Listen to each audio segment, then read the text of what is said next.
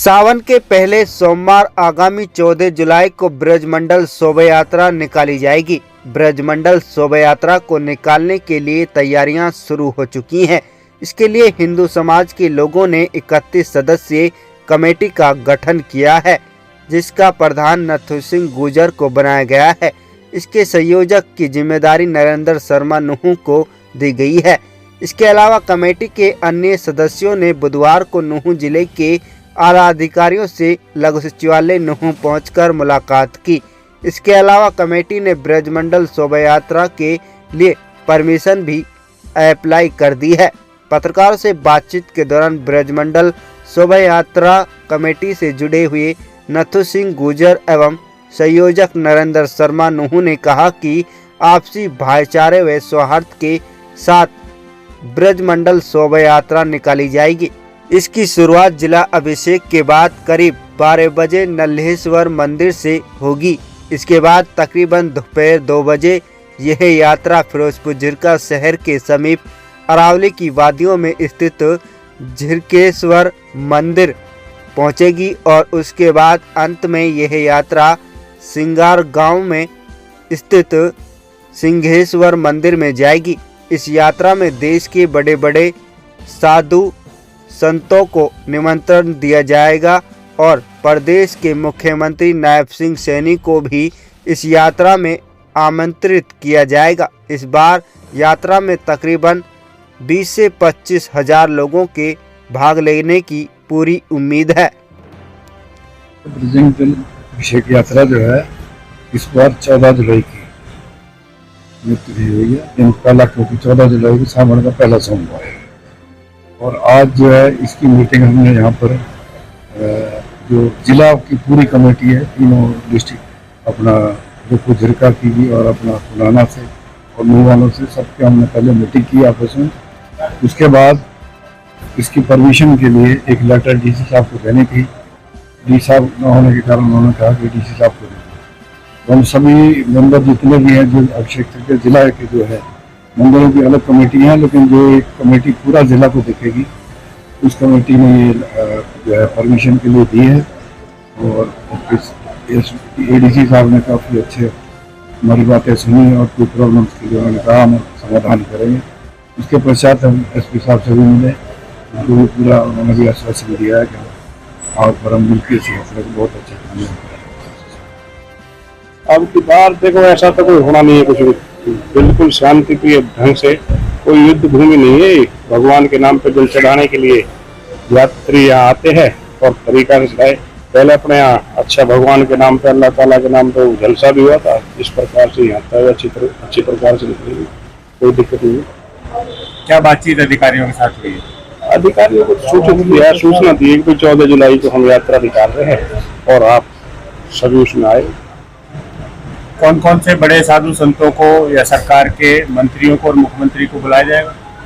अभी हम जो संत महात्माओं के लिए अपने पंडित खिलौनी राम जी इनका ड्यूटी लगाई है, संत महात्माओं से ही मिलेंगे। हमारी हर जगह जहाँ जहाँ हमको मिलना सबकी ड्यूटी अलग अलग दी गई है। हमें मुख्यमंत्री साहब को भी निमंत्रण मिलेगा। देखिए, ये ब्रजमंडल जलाभिषेक यात्रा है और हमारा इलाका उस यात्रा का पिछले साल आपने देखा किस तरह का एक उदाहरण प्रस्तुत हुआ। दोनों समुदाय के लोगों ने उसका स्वागत किया। उसी प्रकार से इस बार भी उस तरह की यात्रा निकलेगी। वो दुर्भाग्यपूर्ण दिन था जिसके कारण ऐसा हुआ। कहीं ना कहीं व्यवस्थाओं में कमी रही, चाहे वो प्रशासन के रूप में हो या हमारी मैनेजमेंट के रूप में हो या किसी और रूप में हो। कुछ शरारती लोग उस तरह का काम करते हैं, लेकिन वो शरारती लोगों को मौका ना दिया जाए। ऐसी तैयारी समाज की ओर से, प्रशासन की ओर से, मैनेजमेंट की ओर से, सबकी तरफ से हो तो फिर ऐसी नहीं होगी। और ये तो हो गया, हमारा इलाका इस तरह का नहीं है और बहुत ही सबको एक साथ लेकर चलने वाले लोग हैं। यहाँ के सब एक दूसरे का स्वागत करते हैं।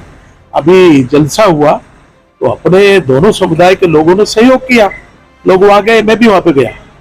तो ऐसे ही हमको यात्रा का हमारे दूसरे समाज जो हमारा मुस्लिम भाई है वो भी इस तरह का इस यात्रा का उसी तरह स्वागत करेंगे जैसे जलसे का किया।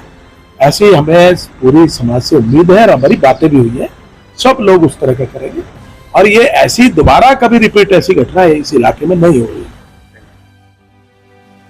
पहले तो मैं आपको एक बात बता दूं कि पहले जो गलतियां हुई थी उस गलती को देखते हुए बहुत सारी चीजों पर निगाह रखी जाएगी। वो गलतियां किस कारण से हुई, जैसे हमारे प्रधान जी ने अभी थोड़ी देर पहले बताया था कि कुछ गलतियां कहीं ना कहीं हर तरीका से हर तरफ से हुई हैं। उन गलतियों को रखते हुए अब की बार एक बहुत बड़ी कमेटी 35 लोगों की जिला कमेटी जो एक कोर कमेटी का हमने गठन किया है। उसके बाद में साधु संतों से मिलने वाले, समाज के संतों से, सामाजिक लोगों से, थाप के लोगों से, और ये अलग अलग जो संत के ऊपर जो नीचे ऊपर जितने भी जो हैं सबसे अलग अलग एक कमेटी का गठन किया है। प्रशासन से मिलने की भी एक कमेटी गठित की गई है और नूह शहर में, गांवों में, शहरों में सब लोगों की कमेटी है। इसमें प्रशासनिक तौर पे भी हमने अभी एसपी साहब से मिलकर यही उनसे कहा था कि जो पिछली बार कुछ कमियां रह गई थी हमसे, उन कमियों को देखते हुए जी कोई ऐसा ना रहे कि सोशल मीडिया पर भी उन्होंने कहा है कि हमारी भी नज़र रहेगी और आप भी अपने लोगों से ये हम कहेंगे कि वो लोग अपनी तरफ से कोई गलती ना करें और दूसरे लोगों की तरफ से भी कोई गलती ना आए, कि आपस में भाईचारा मिला करके इस यात्रा का सहयोग करें। जैसे कि जलसा आपने देखा पिछली बार निकला तो हमारे लोगों ने, किसी ने 17 लाख रुपए उसमें अपनी तरफ से दान दिए थे, किसी ने पानी का, किसी ने जल का, किसी ने चाय का स्टॉल लगाया था। तो ऐसे ही हम अपने भाइयों से जो मेव भाई समाज के हैं उनसे चाहेंगे कि कम से कम सहयोग भी करें और यात्रा को अच्छी निकले, उसमें लगे कि पिछली बार जो गलतियां हुई उस गलती को ना ठीक करने का एक मौका मिले। और यही संदेश लेके ये यात्रा बाहर से आती है, श्रद्धालु होते हैं, भगवान का भजन कीर्तन करके आते हैं।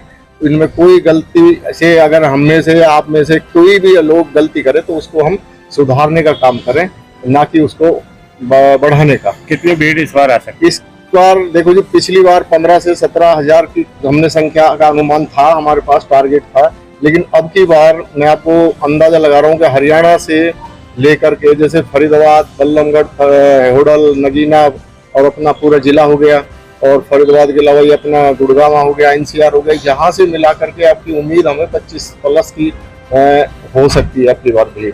और उसी नाते ये हमने तीनों कमेटी है जो मंदिरों की, उनको भी हमने अलर्ट कर रखा है कि बढ़िया व्यवस्थाएं करें, बढ़िया व्यवस्थाएं करेंगे और उस पर भी निगाह रखेंगे कि कोई गलत आदमी इसमें गलत कमेंट ना करे, उस पर पूरा निगाह रहेगा, चाहे वो कोई भी समाज का हो। यात्रा कितने बजे शुरू होगी और क्या क्या रूट मैप है? यात्रा हमने जो टर्म रखा है कि 12 बजे जलाभिषेक हम यहाँ नूह नलड़ मंदिर पे कराएंगे। उसके बाद में जब उनको वहाँ से इकट्ठा करके और जलपान करा के, भोजन पानी की व्यवस्था करा के उनको यहाँ से हम विदा करेंगे और वो सीधा फिर झीर मंदिर के लिए, झीर मंदिर पर 2 बजे तक का पहुँचने का समय हमने रखा है। और 2 बजे के बाद में फिर वहाँ से उनका भी जलपान है, खाने पीने की व्यवस्था है, पानी की व्यवस्था है। उसके बाद वहाँ से वो सीधा सिंगरेश्वर मंदिर जिसे सिंगार में है, पुनहाना होते हुए वो वहाँ जाएंगी और वहाँ उनको अपने अपने स्थानों पर वो वहीं से जा पाएंगे सर।